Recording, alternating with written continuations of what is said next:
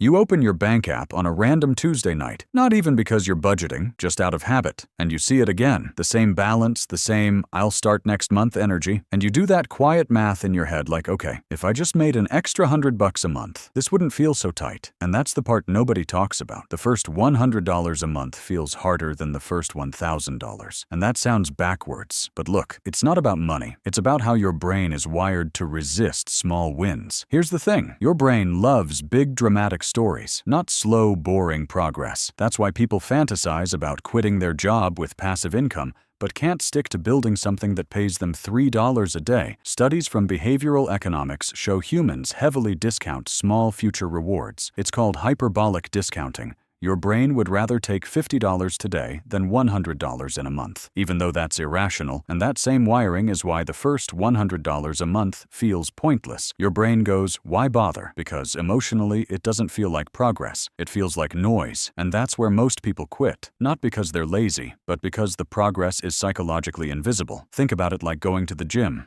Losing the first 2 pounds feels meaningless because you still look the same in the mirror, but those first 2 pounds are the hardest ones to lose because you're fighting inertia. Your habits, your identity, your environment, everything is pulling you back to zero, and money works the same way. The first $100 is you pushing a dead car out of the driveway. The first $1,000 is you steering a moving vehicle. Completely different level of friction. And here's the stat nobody likes hearing. Most side hustles never cross $100 a month and die in under 90 days.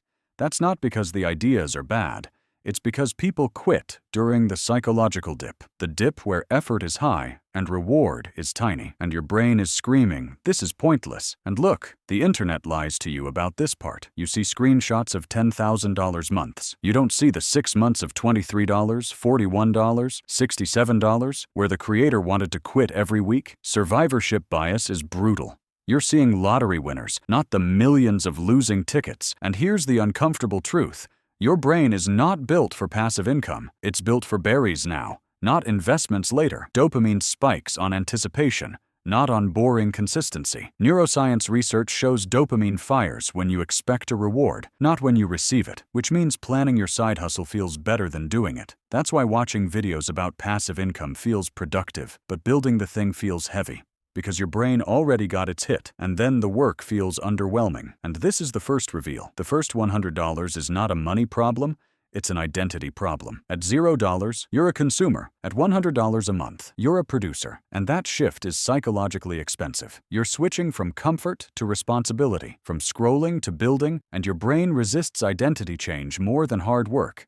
It's why people say, I'm bad with money, like it's a personality trait, not a habit pattern. And the second reveal is this. The first $100 requires the most learning per dollar earned. You're setting up systems, figuring out platforms, failing publicly, tweaking offers, dealing with silence, while the first $1,000 often comes from scaling what already works. Same system, more volume, less emotional friction. So if you quit at $47 a month, you didn't fail at money. You quit during the most expensive phase of the curve. The phase where the returns are low, but the skills compound the fastest. And here's where people self-sabotage. They keep switching strategies. Drop shipping this week, affiliate links next week, AI tools the week after, because novelty gives dopamine, but consistency gives money. And novelty feels productive, while consistency feels boring. But boring is where the compounding hides. Think about planting bamboo. For years, nothing happens above ground. Then it shoots up fast, but the growth was happening underground the whole time. Your first $100 is underground growth. Invisible, frustrating, necessary. And here's the actionable part. If you want to cross the $100 per month barrier, you need to design for psychology, not just tactics. First, pick one boring monetization method for 90 days. 1, not 3, because context switching kills momentum, and your brain interprets switching as progress, even when it's avoidance. Second, shrink the goal. Don't aim for $100 per month. Aim for your first dollar per day, because your brain can emotionally register $1 per day as progress. $100 per month is abstract. Third, make progress visible. Track micro wins.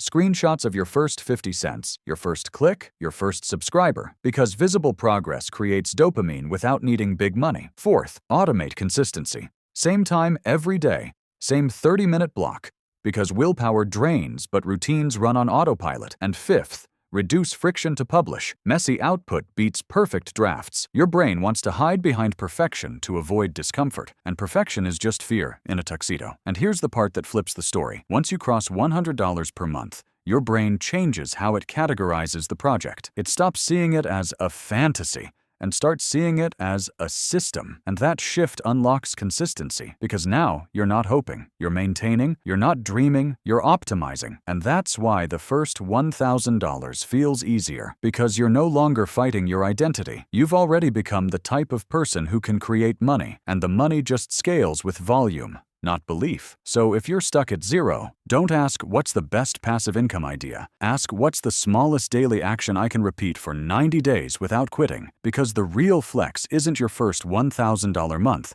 It's surviving the phase where nobody cares, nothing works, and your brain is begging you to quit.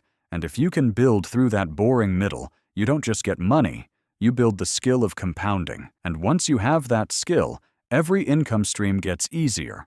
Not because the internet got nicer, but because you stopped needing motivation to carry you past the first $100. And that's the real game. You're not building income. You're building the person who can build income. And that's why the first $100 is harder than the first $1,000.